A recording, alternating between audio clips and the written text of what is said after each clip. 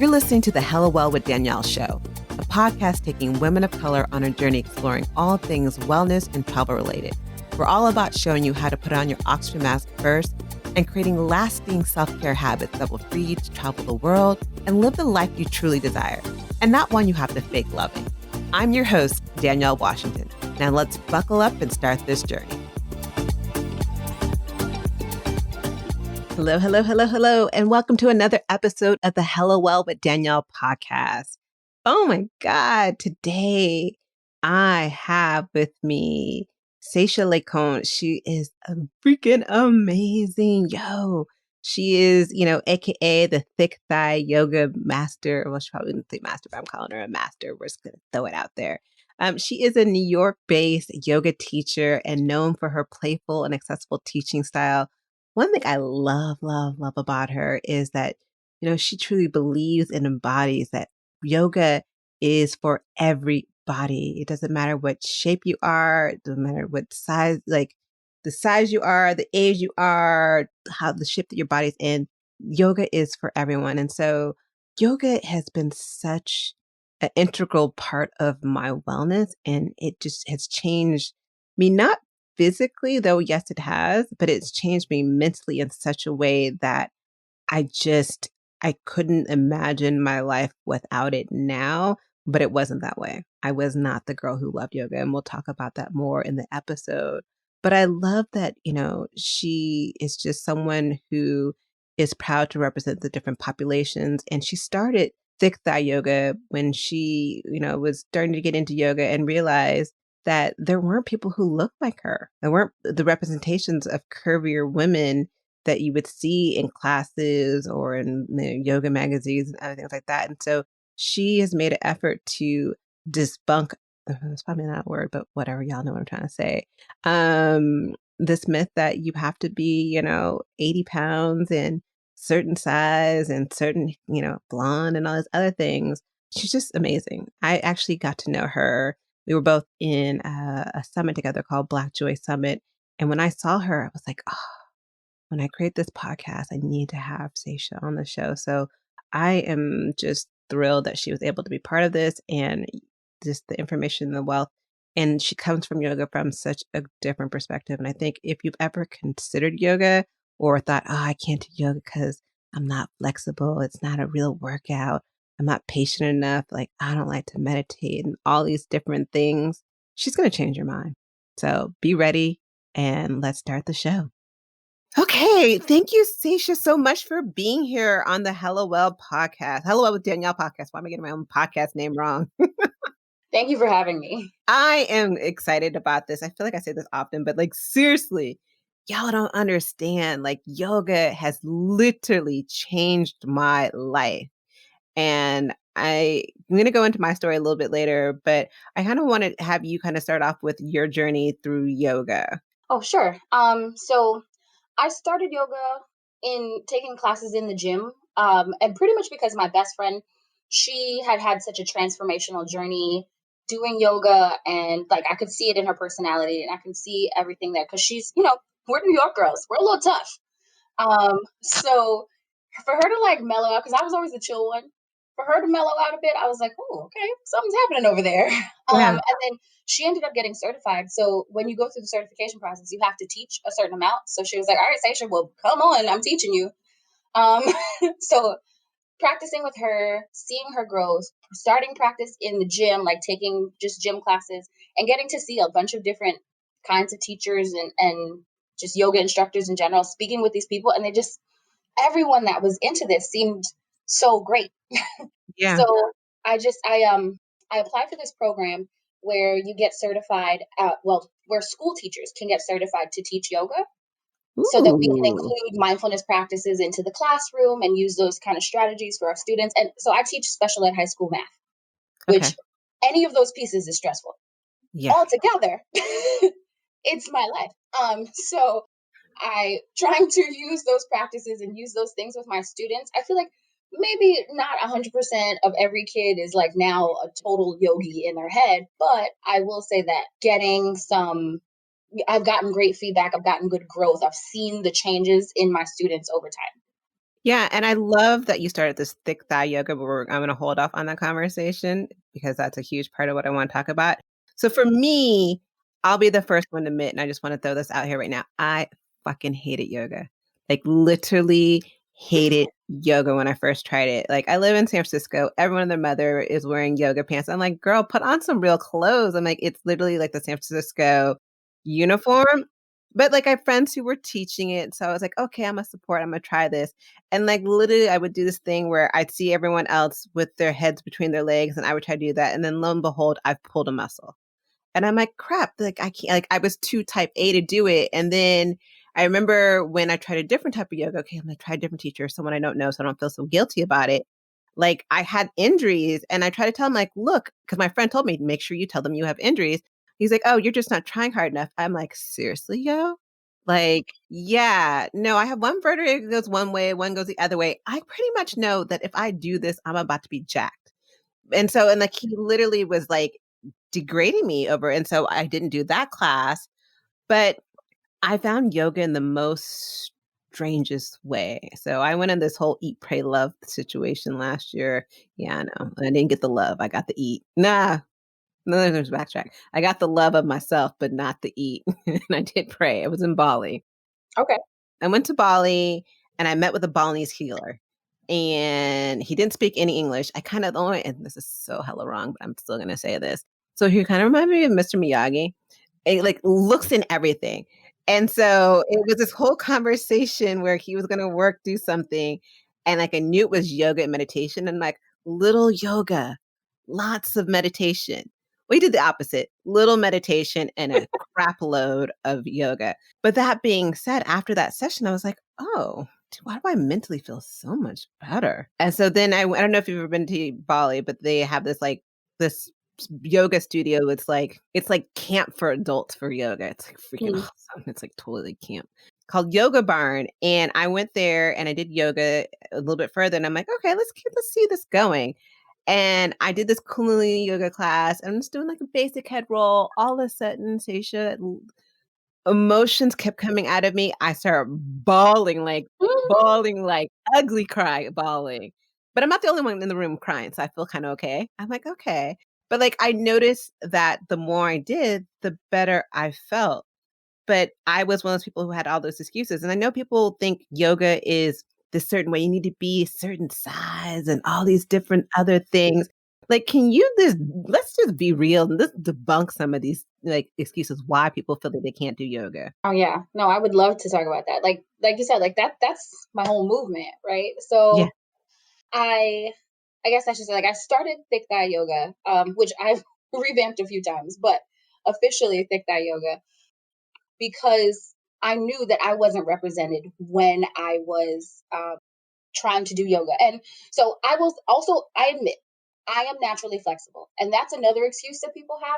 I'll come back to that. But being that I am naturally flexible and like I'm strong, I've always like I did gymnastics, I did dance class, all that stuff kind of growing up. So I Yeah. was physically active. I was just always this big. And like what makes me this big is genetics. I'm not like shoving burgers in my mouth every 3 seconds. Like, I had a doctor say that to me. Like she was like, yeah, so like when you're eating, like don't have the chips and don't have that. And I was like, you're a doctor. How dare you talk to me like that? Like, Wow. Oh my gosh, no, she would've got cussed out and you're New Yorker too? Oh, she would've got cussed out so quickly. right. And I never saw that doctor again, obviously. Yeah. But I was just like, I don't this is my body. Like my body will hold the weight. These are my shoulders. My shoulders are broad. My hips are broad. My body, if I was skinnier, I'd look like a skeleton. You know? So it's just the way your body is built. Your body is capable regardless of how it's built. And so as I was seeing success and I was doing really well in my yoga classes, I was like, well, let me look up this pose or let me look up something or maybe I do a flow online. And if I looked up examples, I did not see anybody that looked like me. No one had any type of build to their body. And every 80-pound blonde woman is just not built like me. I Um, love you for that comment. and like, no offense to 80-pound blonde women. Do all the yoga, you know, that's fine. Pray to all the Hindu gods. Do what you gotta do. Um, but I didn't feel represented. I didn't feel like I saw myself in these people. And then, so I was just like, you know what? When I decided to do my yoga training, I was like, well, I don't see it. So let's create it. Like, I'm a teacher, I'm used to that. So why not? And we needed to create that. Like, I think sometimes people think yoga, like, oh, I'm not flexible enough. Or, the other one I've heard is, it's not a real workout. Like, what do you say when people say it's not a real workout? Well, it depends on when they say it or where they say it. But like, basically, my answer is, well, come to my class. I'll bust your ass for you. That's really it. Or you just need to go to the right class. So I teach a vinyasa flow generally, unless I have Okay. like a target. And I'll talk about exactly what that Yeah. is, I right? was like, I know what it is, but most people, trust me, I was like, then what? Back in the So day. yeah, there's a bunch of different types of classes. And I will say that some people get turned off right in the beginning, because in the beginning of every yoga class that I've ever taken, regardless of the type, you stop, you connect to your breath, and that makes people uncomfortable because there's nothing to do in that moment. And so your thoughts are just racing. Yeah. And depending on who you are, of course, thoughts are just racing, and you're just like, I can't do this. This is too much. And that Yeah. happens. That happens. But then, like, so for a vinyasa flow, you flow with the breath. Every movement, every breath is a movement. You inhale, lift, exhale, fold. You're really like going with every movement goes with every breath. If you were doing like a yin class, if you needed to really sit in poses, release some muscles, a recovery kind of class, and sometimes you do that, sometimes you don't. That's not necessarily going to make you sweat. Yeah. Vinyasa, if you do it, is going to make you sweat. And then there's all these different types. So that's one suggestion. Look into the types of yoga. Look into what is offered. And again, I think the gym does promote yoga as just like a physical workout versus like the mental stuff that goes in there, Hmm. which detracts from it a little bit. But as an introduction to it, I think it's fine, especially because so many people do actually adventure more into it. Like, you need a door. You just need a door to open. Yeah. Um, And like the door I had was more into what I call the power yoga. It's like, do all these poses, put your head, like stand on your head, hand up, woo, woo. And I'm like, I can't do that. I can't do that. And like you were saying earlier, I remember, and I still have to check myself. Like I'll get on the mat and like I'll see things. I'm like, I can't do that. I can't do that. What happened for me was I had someone tell me, it's like, it's okay. You don't have to you'll learn in your own time. But I had mhm. to get past the comparing myself to everyone else. Yes, comparison is indeed the thief of joy. You Yeah. cannot enjoy it if you're comparing yourself to this or to that. Even if you're doing better, you still can't enjoy it because you're like, I'm better than this person. And you, you really don't get to Never like done that. say Never. how good you're doing in this moment. Like the only person maybe you compare yourself to is also yourself, maybe yesterday, maybe last week. Yeah. Yeah, no, so you talked about, the I call the V word. And that's the one thing about yoga that has been a little bit difficult for me is that there's all these words and they all sound similar. And I'm like, Vada Kanasta, which I may know how to say it and I may be saying it wrong, even that said, but I have no clue what that is. But like there's different types of yoga. So the form of yoga that I typically do is Juvenuti and Iyengar, and then I'll do a little bit of restorative, but those are the main types. But can you explain what vinyasa is in a couple of different, like, how do you even find out what the different ones are, and how do you know which one's right for you? Well, I would say honestly, as far as finding out which one is right for you, trying it, right? So what I would do, I think Yoga Journal is a great resource Is that on a how to connect magazine? with them. It's a magazine, and then the website. And the Okay. website again is a really great resource. When I'm looking stuff up, I tend to end up there. And then they have like a lot of different, like very straightforward rundowns, a lot of definitions, which if anything, I would say I'd rather honestly point you there than to go through all the different types that I've come up with, because I'm not going to get as great of a description. Yeah. Yeah. As far as the vinyasa flow, it's to me, it's like one of the I won't say best because I don't want to say better or best or It's whatever. common. You'll find it more often. Highly common, and I feel like it's a very good transition, or like a very good base. for you to transition to other forms of yoga. Because if you do a vinyasa flow, it's hard and you will sweat if you have a teacher that is, really moving you with every breath. Mm-hmm. From that, if you want a little more, you can honestly go to a real power class, an intentional power class. If you want a little less, then you go to a yin class, a restorative class, or something like that. And then, and anywhere else, and I'm not saying that that's necessarily the center, but I do Yeah. feel like it is a good middle ground. It definitely, I agree with you on that aspect. What would you deem as a power class? I would say advanced asanas would be included. So like advanced poses, like you said, maybe you're doing like arm balances, you're doing handstands or Yeah. crow, like the scary position, you I know? look at them and stuff, I'm like, you want me to do what? Right.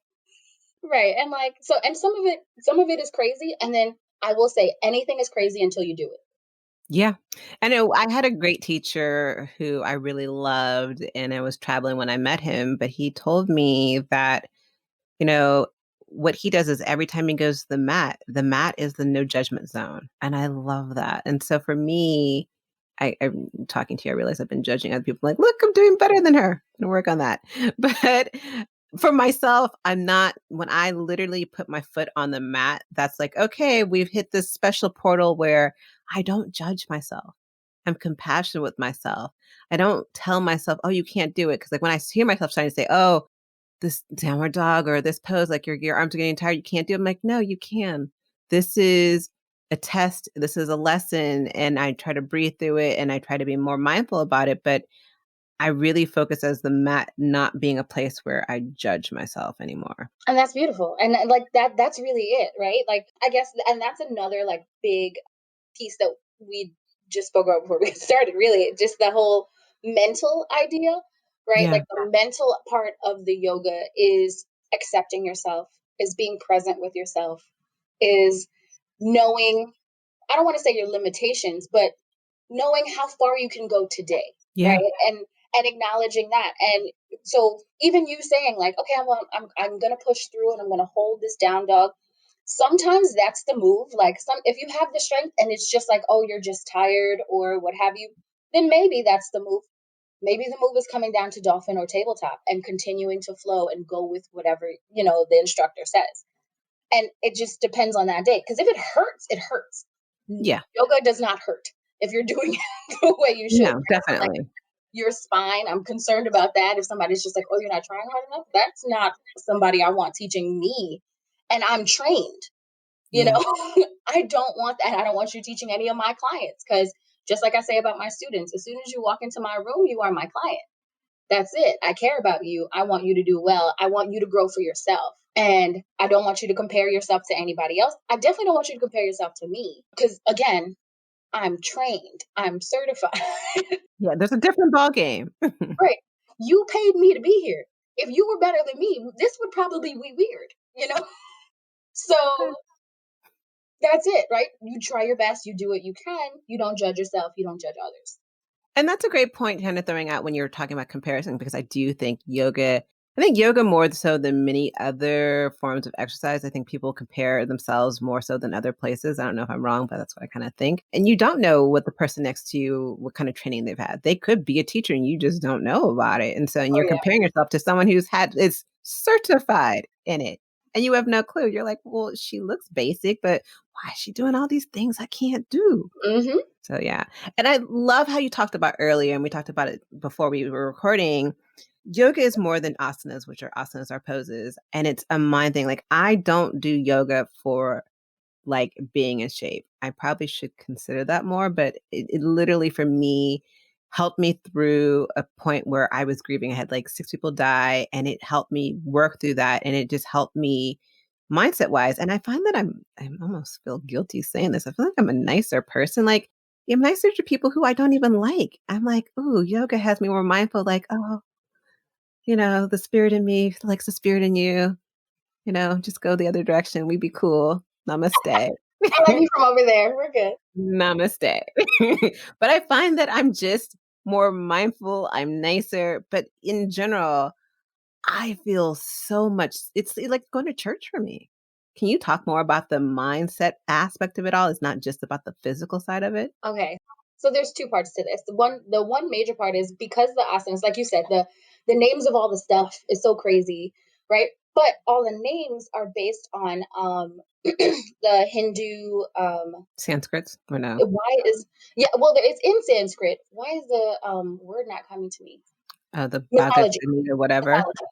Okay, The I'm like mythology. something. Yeah, yeah, yeah. So the Hindu mythology, that's really the base, right? So all the poses are not all the poses, but many of the poses are based off of Hindu gods or things you'd see in their stories and things like that. Now, because of that, well, intertwined with that, because I don't really have a because, intertwined with that, that means there's a focus for every pose, right? So there's a reason. And so when we do like splits, everybody always asks me about splits, right? When we do splits, it's Hanumanasana. Don't Yeah. expect you to remember that, but it's because it's the god Hanuman, right? Hanuman leaped across the ocean, and that's why his legs are spread, and he is reaching. He's trying to find his mother. Like it's beautiful. Oh, that's beautiful. I wish I knew that. I still don't try. I probably won't try to do it still because when they say those words, there's certain words I know. I'm like, oh, I don't like that word. I don't remember what it is, but I don't like that word. Right. So there's this just one tiny piece of a story because there's more about Hanuman. There's more about all these poses, right? And again, because of that, or intertwined with that, there's a reason for everything. So if you're looking to extend yourself, if you're looking to spread, if you're looking to release, then that's part of what you would do, right? And then we also do hip openers as a release. And you were doing when you were doing your head rolls, right? You're releasing your Mhm. chakras here, and this is why you cry. But there's just I so did much right. tied into it, right? So Yeah. there's a meaning, there's a purpose, there's a physical result, there's an emotional result. And all you did was one move. Yeah. How many moves do you do during a 60-minute yoga class or Hella. 90-minute yoga class? Hella. Minus Shavasana, which I'm like, ooh, yeah, it's sleep time. Don't minus Shavasana. Shavasana is death, it's dying, it's killing who you were before you started, Oh. and then you come back. Oh, I did not know that. Oh, that's even better. I just like Shavasana because I'm like, yes, B, you've made it. Which is really funny that you say that too, because you are so connected to it, because like now you have a like a good meaning behind it, and it is meaningful for you. A lot of people hate Shavasana, just like the beginning of class when you're like you have to be quiet and you're doing all that thinking. And even myself, Shavasana sometimes for me is hard because I'm like I was really in it and I was moving and I was flowing with my breath and all this stuff, and then you just stop and it's like oh crap, but I can't focus on where my toe is. What do you mean release everything? Uh, um, I'm and the that opposite. I'm like, why are you getting me out of the Shavasana? I was chill. I was good. I was in a good spot. right. And I mean that just depends on your head, like what's going on in your head that day, even like not Yeah. just who you are, but what's happening in your life, what's happening in your True. head at that moment. So, True. like I said, don't discount Shavasana because that means something too. All of it means something. That's beautiful. I did not know that that was what Shavasana meant. I'm like, I now look at it from a whole new perspective. And that's why I like Juvenuti. I don't know. Do you know about Juvenuti yoga? So it's based out in New York. They have like this, Okay. I think it's actually the largest yoga studio in the country. I mean, it's hella Okay. big, but it's where is it? I see this park that means nothing to you. I'm like, I know it. Union Square, ever maybe it's somewhere in that area. Okay. I don't know. All I know is I see a drain weed, which means nothing again. I know. But it's I don't even know how to describe it, but there's a spiritual aspect to it. And so every month they have a new kind of theme for the month and they talk about the theme throughout the class. And so I love that they bring in the different teachings and I do learn about different things through that.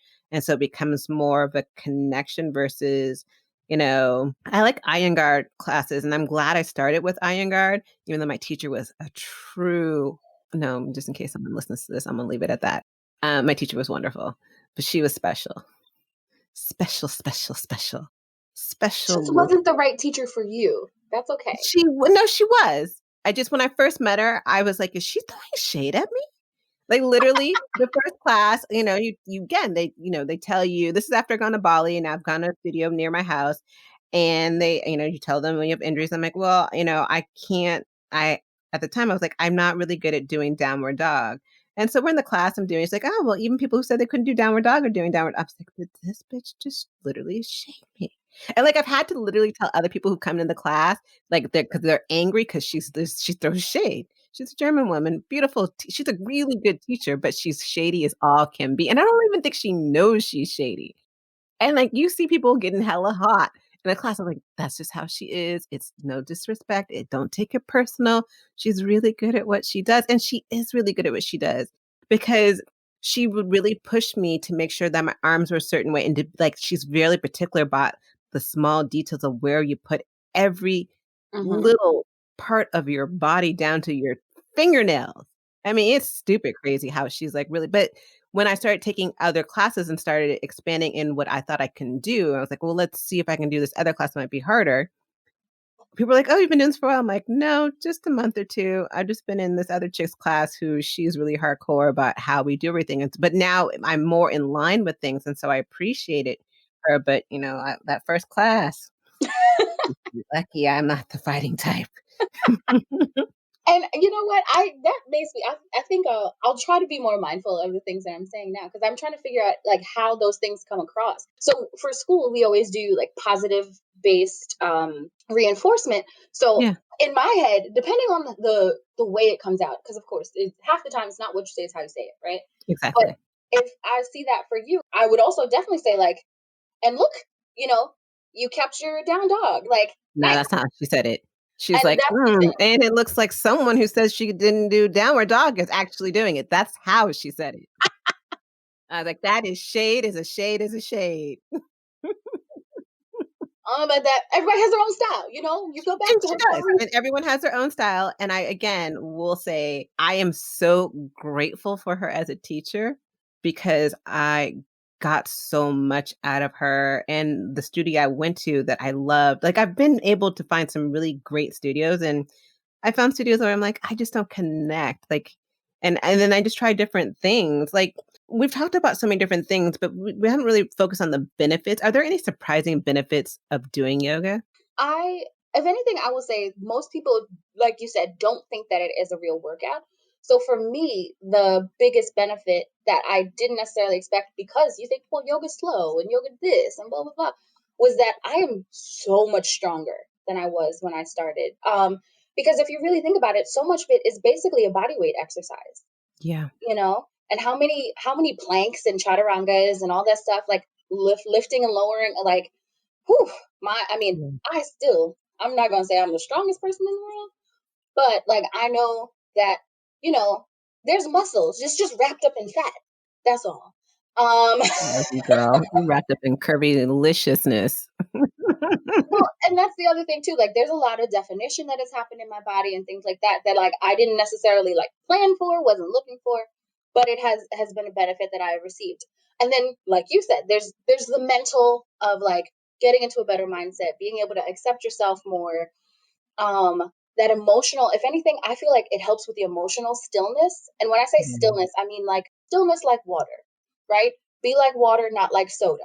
Soda can get shaken up and then you pop. Water, you shake it up, it's still. You can find that calmness, you can find that release, you can find that place in your head, in your heart, Mm. and you can say, okay, well, I'm going to take a nice deep breath and I'm going to let this go. And it could really put you in such a better place. Like, again, I've been in the classroom, like, Woosah. y'all are really trying me right now. Yeah, you're lucky I got this meditation, this yoga in me. Girl, whew, Yeah, there's a lot of people who should be thankful and be paying for my yoga classes. I'm just gonna throw that out there right now. It's changed. Like, even I think between doing yoga and a couple different things, like, I changed my eating habits as well. But like I was on blood pressure medication. I had really bad migraines and all these different things. And I've noticed like my doctor looks at me like I'm crazy. He's like, so I keep checking your blood pressure and it's normal. And I'm like, what? I'm like, what are you doing? And I'm like, I just kind of changed my lifestyle and yoga was a huge part of that. Yeah, no, that's definitely true. And if you look into the other parts of yoga, and like things like Ayurveda, which, understanding what's the foods and the things that you're putting into your body, just even the food, the temperatures of the food you're putting into your body, because some Yeah. people just their body does not handle cold well. So you think you're doing good by eating salads and having like ice cold water. And no, you're shocking your system in a way that doesn't work for it. Just like the opposite, if you're a hot person and you're taking in more heat, you might be just cooking yourself on the inside, basically. And Yeah, it's I like, would love to learn more about that. Like, I kinda know about that, and I've done, like, the quiz, like, "Which one are you?" And I'm like, "I guess I'm a mix of" forgot what it was, Pita or Pata something, and Kappa something. Girl, I don't know. I'm not an expert on that stuff either. I know I learned about it during my yoga training. And I've had some conversations with people and I've like tried to set things up for myself. Again, that whole like body awareness. Yeah. Once you know how things are supposed to feel, it's easier to know when they're off. Yeah. I think So, yoga definitely has made me more in tune with my body, definitely. yes, yes, Now, that's an overall thing. would you say, like, or let me phrase that. I know some people think that yoga can be considered like a cult of some sort, but it is a way of life because it does change you. Like, how I mean, how would you describe, is yoga a way of life for you? I mean, has it changed how you live and what you and how you move? Are you in a cult? Blink twice. I'm joking, but seriously. No, totally not in any cults. If anything, I don't talk to people. So that can't be the case. No, I will definitely say it has changed my overall outlook on things, and it's changed my way of thinking. When you feel like, look, so you learn a lot about being connected to the universe and being connected to the shifts of the planets, and like just like you're talking about your teacher really teaching you full alignment, which is beautiful. You learn about the alignment of the stars, and Yeah. you learn about just all of that in the world, like how everything aligned to create you as you are, Ooh, I which love that. isn't that beautiful? Yeah. And that's true for all of us. And so that's awesome. So it is an overall mindset. My grandma, when I started into yoga, she said, I don't know about that. They mess with your brain. She's like, "The cult, the cult, the cult." Okay, Grams, it's fine. I think I'll be okay. In the summit that we did, I remember mentioning it then. I get messages sometimes from people who are hardcore Christian, and they're like, "Well, you're praising all these guys and you're worshiping. You won't get possessed by the devil." Lord, bless those folks. One, it's physical movement. Two, if we are praising anything, it is the not I wouldn't say praising, but the Hindu mythology is stated as such, as mythology. So you learn from the stories, you learn the ideas, you learn how things play out, you learn how one person affects the other, one story affects the other. You learn how you have a place in the universe, and then you also learn how the universe is within you. So if you can have that much power just for yourself, the things that people feel as far as like not feeling worthy, not feeling like the imposter syndrome, just like the downtrodden, like I'm not able to do anything, all those Yeah. things tend to slide off to the side. Will they come back ever? Probably. Will you experience things that will flare that up? Yeah, most likely. I do too. But it's, your mindset, your whole practice, your whole just everything about how you carry yourself and how you see yourself really changes once Yeah. you get into this whole yogic mindset. You see your effects, you see your cause and effects outward and inward a lot clearer. Maybe not 100% clear, but clearer. And I feel Yeah, like that is the big change for everybody. and you make a good point, and, we made jokes about it earlier, but, there are people who are I shouldn't roll my eyes at that, but are Christian and other things like that, and they think that this is because there is a spiritual aspect to yoga, but that's only if you choose to make it a spiritual. You can make it just the regular exercise and get the same benefits behind being mindful and other things like that. There doesn't have to be a spiritual aspect towards it as well. And I also think some people think that yoga is when you do yoga, okay, I'm fully well. And yoga is one form of one part of wellness. It's not, oh, I've done yoga, so now I'm fully like I'm living hella well. It's not. I am fully enlightened. I float in my bed. I don't actually lie in the bed any longer. Just I'm magical waiting for stuff. that floating. I'm not that level yet. I ain't Yeah, no, floating me just neither. yet. Don't know what to tell you about. So that's hilarious. So what are some quick ways, not quick ways, what are, if someone's new to yoga, what are the first things they should try, or what are things that they should consider when looking into trying yoga for the first time? I would say to start, if you've never done it before ever, try some YouTube videos. Try something that's free. Try a chair yoga session. Try stuff that's small, right? And then 15 minutes. Like a lot of people have told me, like, like I tried, but the hour-long classes, like it's a lot. And it is a lot. If you have, especially if you're not like physically active in any way, Yeah. that's a lot. An hour is a long time, especially you got to hold yourself up a lot. There's a lot of Yeah. movement up and down. It's a lot. Try 15 minutes. Try, just breathing, starting with the breathing, starting with a short video with yoga and meditation, as you mentioned, right? Yeah. So you can kind of tie those things together. Try it at the gym. If you have a gym membership, I mean, right now that's a little. I mean, there's online classes. I take classes with at what's it called? Heel House in Brooklyn. I love a black owned yoga studio in Brooklyn that I hella love their classes. And I'm like, this is cool. Cause that's what I wanted to talk to you about. Sorry, go finish this and then I'm gonna ask you something else. I totally forgot about that. That's okay. Honestly, online classes was something that I was going to say too, because now we're home at least most of the time, right? As much as possible, and so the what you mentioned of comparing yourself to the person next to you, the person on the mat next to you, and like the people around you and stuff like that. Or a lot of people tell me they feel like, oh, well, they're looking at me. One, nobody's looking at you because they're trying not to fall on their face. Um, but Facts. two, if you're doing it at home, everybody at home is looking at me in the big square, and all of you are little tiny squares, and I gotta like run up and see what's going on. So if I have to run up and I'm intentionally looking, somebody else who's all the way backwards, they're not looking for you. I ain't checking for you, boo. Right. And I don't mean that in a bad way. It's just you have free reign. And if you want to turn your camera off because you don't feel comfortable, turn your camera off. Yeah. I mean, I can't help you as much, but turn your camera off. That's fine. It's that then it would be like similar to you doing a YouTube video. But now you've got me saying exactly what I would say, or whatever teacher you sign up with, Yeah. saying exactly what I would say, so you can hear the words, you can see the alignment, you can watch me live. If you really wanted to ask a question, you could ask a question. But I don't have to watch you. Nobody has to watch you. And then ideally, the people in your home with you, they just got to deal with it. They've seen you already, so it Right. should be okay. Do you have any recommendations for curvier women as well in terms of yoga, if they're starting new or just in general? I think honestly, my suggestions for the most part are the same. Okay. But I would also recommend making sure that you have the clothes that fit you, that have the support for you, like because there's sometimes and this is with workout in general. For a long time, there were no workout clothes or like very little workout clothes for anybody who's plus sized. Hmm.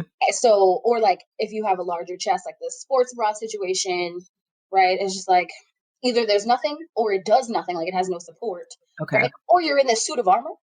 Those those were like the options, right? Like, oh well, let me put on my chainmail. Yeah. So now there's definitely more options. There's a wide availability of a lot of things. So I would say like make sure you have clothes that are comfortable. I'm also not saying you have to spend any money. That's another thing. You don't necessarily spend any money, but if you have the right stuff for your workouts, get Yeah, that. because yoga clothes can be hella expensive. Oh my God. Like where was I? So I bought my first clothes in Bali. So I found this cute little spot. Girl designs her own stuff and I love my clothes. But then when I went to this other yoga studio, I looked at the prices and I'm like, you've lost your mind. But then I went back to America and I'm like, you have really lost. I'm like, $100, $200 for a pair of leggings? Yes. I'm like, do I get a orgasm with the leggings every time I wear them? Because I'm really confused. Why am I spending this much money for some freaking leggings? Right. I didn't get it. And again, I do, so that's a big pet peeve that I have with yoga too, with capitalism ruining yoga. And I mean, I'm not saying it's necessarily ruined altogether, but it really is a huge problem. It's a deterrent I also. don't have any $200 yoga pants. I don't think well, none that I actually paid full price. So low key where I go for yoga clothes now, I'm at Ross and Marshalls looking at those sales bins. I'm like, okay, where can I find some overpriced yoga clothes for much cheaper? So that's where I buy in my yoga clothes now. But Yep. I'm not buying them at the full store at the full price because again, if unless I'm getting an orgasm or a man or something with this, I'm not seeing the value. And it Make it don't make look that sense. cute. That's it. Yeah. I will say yoga pant I will be the first one to say, and I will admit my ways. I was mad judgy of everyone in San Francisco and all those girls out there on Union Street and everywhere else in yoga pants. I hella love yoga pants. Like, oh my God, once I really Oh discovered it, I yeah. was like, this is really comfortable. I like now I understand why they spend all day in these clothes. But Oh again, I yeah. try not to look like everyone. So I was like, okay, you need to get out of these clothes. But I'm like, but I love my yoga pants. Oh, maybe that's a hurdle I didn't have to cross in New York as much because in New York, people don't necessarily do that. I'm in yoga pants all the time, uh, Yeah. unless like teaching. Teaching, I wear professional clothing as far as Yeah. in school. Other than that, yep, yoga pants and a t-shirt or a tank top or what have That's you. the uniform here, but what's interesting when I did yoga in New York, which I thought was interesting, I played myself. So I went to New York for my birthday last year, which was silly, but that's a whole other story. But I went to New York for my birthday, and all I wanted to do was yoga the entire time I was there. Like, literally got off the plane and jumped into a yoga class. And I thought that, like, here, you have to bring your own mat. Most places you have to bring your own mat. And I was like, I know people in New York, do yoga. Why is it like I'm the only one carrying a mat in this damn thing? But I realized a lot of places, they already have the mats for you. I thought that was interesting. Yeah, I mean, well, it depends on where you went. But yeah, we in general we would have a lot of stuff, the supplies and things like that, because it can be a lot to carry around as far as like a big mat if you're coming straight from work. Like that's the thing, Yeah. being available for people who do not have the supplies. And this is again why I do suggest like if you go to the gym, well, actually I can't even say that because things are changing now. But Yeah. there's ways to sanitize. There's ways to make sure that you're all set, right? But having all the mats, if you go to a studio, they have mats, they have blocks, they have bolsters, they have all this stuff so that you don't have to carry all these things around. You can just Yeah. use the Show equipment up. that's there. Yeah, you can just show up and that's all you have to do. Bring yourself. Yeah, I love that. So the one last question I did want to ask you about, because I didn't want to miss this one that kind of came to my mind. I was looking at your necklace. So I recently discovered, and I'm going to sew jack it up because I want to say Kermit, but that ain't it. Kemet, something. There's like Hermetic. thank you. I knew if I halfway said it, you'd know what I was talking about. It's like an Egyptian-based, yoga, which I love. Can you explain a little bit, at least more about that? Because I know I obviously can't, because I can't even say it. So to be honest, I'm coming to it very recently myself, but I Okay. have seen if you've looked at the like the hieroglyphs and like carvings on pyramids and stuff, certain poses and positions you see are poses that you would do in a regular yoga class now. Yeah, So I don't honestly have a lot of connection. I don't know the connection between yoga based in India and Kemetic yoga based in Africa, but I definitely want to learn more about it. I've seen like a few, not a lot, a few articles, a few examples, some videos and things like that. And again, it's just like based on the an African origin. the hieroglyphics. Yeah, and like so the best I could say is that I know that there's there was one specific picture that I saw from a pyramid wall carving Mhm. and or carving, painting, image, right? So you see, just it looks like a sun salutation, basically, like with all the poses and like you can see like how the pyramids were set, sitting Yeah. up, like we call Sphinx pose, Yeah, the Sphinx, like you sit flat and you lift the chest, and like that's how the Sphinx looks, pyramids yeah. are, right? The Sphinx. So it's just like, okay, this is cool. Like I want to know more about it myself. School year started and I couldn't do anything, but I want to explore that more as well. Yeah, there's definitely on my list of things to explore. I'm noticing there's a lot of African connection and a lot of different wellness modalities that we aren't always taught about. Like even I got trained as a Reiki 2 practitioner, and so, but as a Reiki master, there's other types of Reiki that are African based that I'm now learning about, and I'm like, okay, I need to learn more about that. And then I found out about the yoga thing, and I was like, there's just so much that I think. Yes, things come from many different places, but there's a lot based in the motherland that I think we aren't taught about and told about, and it's not. I think it just needs to be more well versed, but that's a whole other conversation. The only thing I would say about that is I would take the word think out of everything you just said because I am sure of it. Yes, I know it. yes, We know it. This is a real thing. We were intentionally not taught things about Africa, taught about the wealth, the beauty, the resources. We just, we were true. intentionally not taught that. We including and I include myself, or at least I include my ancestors as the people, we're also ripped. Like there's so much ripped from Africa that we don't talk about, that we don't know about. And we can't talk about it if we don't know about it. Right. Yep. And then if nobody's talking about it, there's no way for us to learn. So Yeah. it's That's I'm simple. trying to prepare myself to learn more so I can tell people more and I can help everyone listening to these podcasts learn more. Speaking of learning more, you are wearing this a most adorable looking t-shirt that says thick thigh yoga, and I am all over this. So where can a girl cop that t-shirt? So if you well, I am in the process of making sure my whole website is set up, but it will be Okay. thickthigh.yoga.com, especially depending on when this is when this is going to We'll be figure released. this out. But until then, I mean I have a link tree, or you can go to my Instagram. Like there's plenty of ways to see me and try Okay. to find that connection. But if anything, it would be linktree/Saisha right now. That would Okay. give you access to my classes, to the t-shirts, to my schedule, the sign up, anything else to deal with me, my other places you would find me, Facebook, Instagram, Okay. all that. And the t-shirt link is there.